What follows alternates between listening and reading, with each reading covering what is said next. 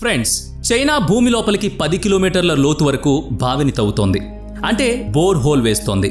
దాని అంచనాల ప్రకారం ఈ పాటికే పని పూర్తయి ఉండాలి. 2025 నాటికి బోర్ హోల్ కి సంబంధించిన అన్ని పనులు పూర్తి కావాలని కంకణం కట్టుకుంది.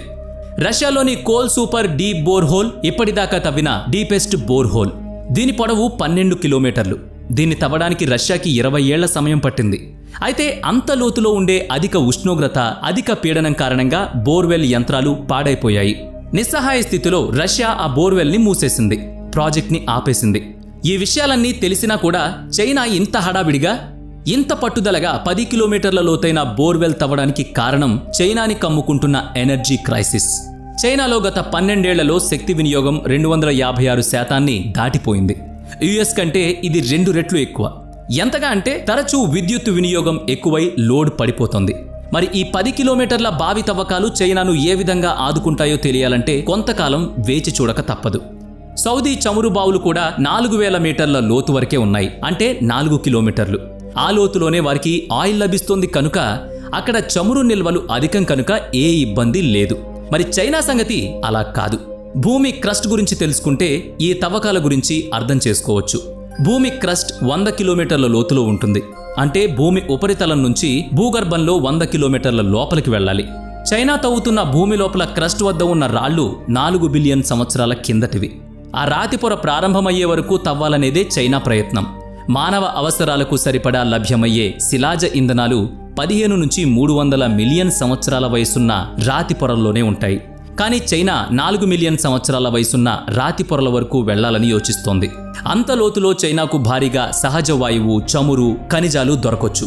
2021లోనే ఈ శిలాజ ఇంధనాల వెలికితీతను ప్రారంభించింది చైనా. చైనాలోని షింజియాంగ్ ప్రావిన్స్లో ప్రభుత్వ కంపెనీ అయిన సినోపెక్ 8500 మీటర్ల లోతు వరకు బోర్వెల్ ని తవ్వింది. ఈ లోతులో చైనా తవ్వి తీసిన చమురు నిల్వలు దానికి 2 ఏళ్ల దాకా సరిపోతాయి. వేరెక్కడి నుంచి దిగుమతి చేసుకోనక్కర్లేదని చైనా చెప్తోంది. ఈ కారణం చేతనే చైనాలోని షింజియాంగ్ ప్రావిన్స్ లో నివసిస్తున్న సుమారు 2 మిలియన్ల ఉయిగుర్ ముస్లింలను డిటెన్షన్ క్యాంప్స్ లో ఉంచారు. ఈ నిర్బంధ శిబిరాల్లో ఉన్న ఉయిగుర్ ముస్లింలు తమ నిర్బంధాన్ని తగదని వ్యతిరేకిస్తున్నా చైనా అణిచివేతకు పాల్పడుతూనే ఉంది. దేశ అవసరాల కోసం చైనా ఎంత దూరమైనా వెళుతుందన్నది లోకమెరిగిన సంగతే.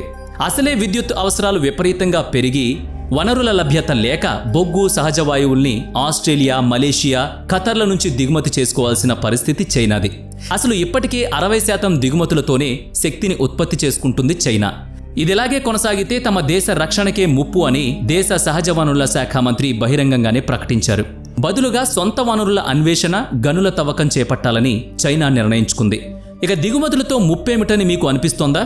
ఉంది మరి. ఇప్పటికే రష్యా తాను ఉక్రెయిన్పై చేస్తున్న యుద్ధాన్ని వ్యతిరేకించిన దేశాలకు చమురు ఎగుమతులను నిలిపివేయడంతో ఆయా దేశాలు ఇరుకున పడ్డాయి, ఇబ్బంది పడుతున్నాయి. ఎక్కువ మొత్తం ఖర్చు పెట్టి వేరే దేశాల నుంచి కొనుగోలు చేస్తున్నాయి. అలాంటి స్థితి చైనాకు పట్టదని చెప్పలేం.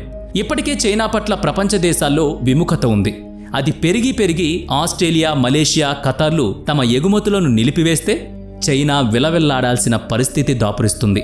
అందుకే తమ ప్రభుత్వ కంపెనీ అయిన సినోపెక్తో పాటుగా చమురు పరిశోధన, తవ్వకాల్లో పేరొందిన మరో 2 కంపెనీలైన పెట్రోచైనా, సిఎన్ఓఓసీలలో బాగా పెట్టుబడులు పెట్టి షింజియాన్ ప్రావిన్స్లో చమురు అన్వేషణకు వినియోగించింది. చమురు అన్వేషణకు చైనా 2000 టన్నుల బరువైన యంత్రాలను తయారు చేసింది.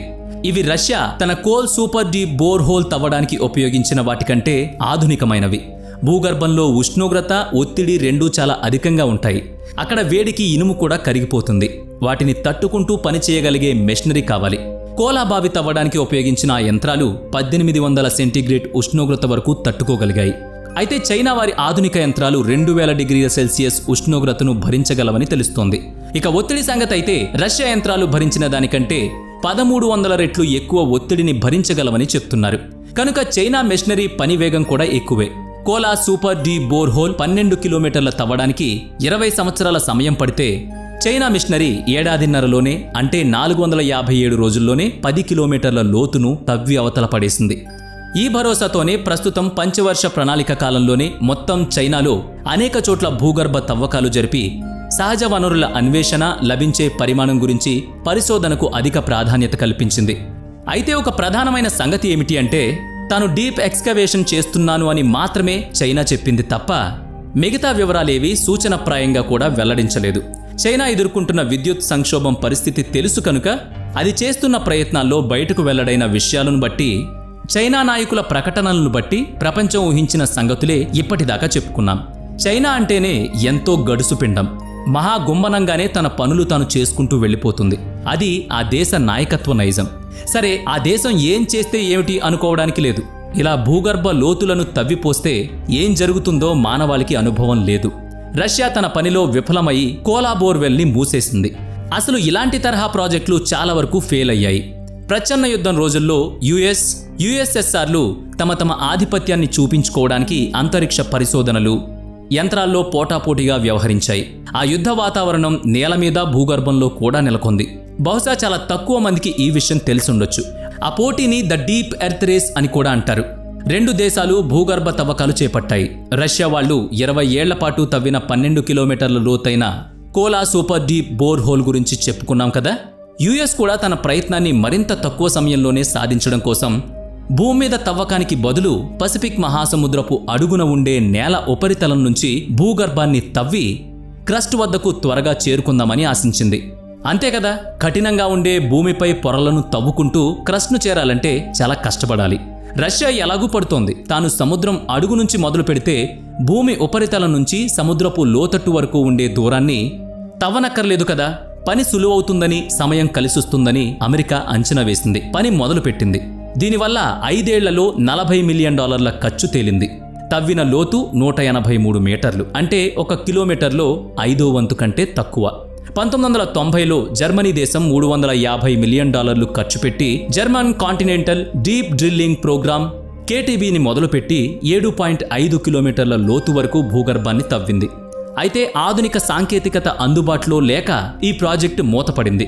జర్మనీ కంటే ముందే రష్యా లోతైన బావిని తవ్వింది.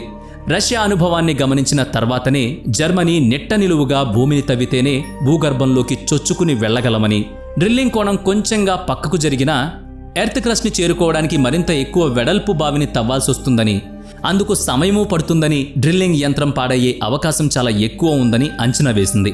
అలా జరగకూడదని కొత్త రకం వెర్టికల్ డ్రిల్లింగ్ మెషిన్ని రూపొందించుకుని తవ్వకం కొనసాగించింది. అంటే ఏం లేదు, నిట్ట నిలువుగా స్థిరంగా తవ్వుకుని వెళ్లే డ్రిల్లింగ్ యంత్రాన్ని ఉపయోగించింది. అయినా కూడా 1.5 లేదా 2 మీటర్ల దూరం వెళ్లేసరికి డ్రిల్లింగ్ యంత్రం 200 మీటర్ల పక్కకు జరిగిపోయింది. అయినా సరే తవ్వకం చేస్తూనే వెళ్లారు. 7.5 కిలోమీటర్ల వద్ద యంత్రం పనిచేయడం మానేసింది.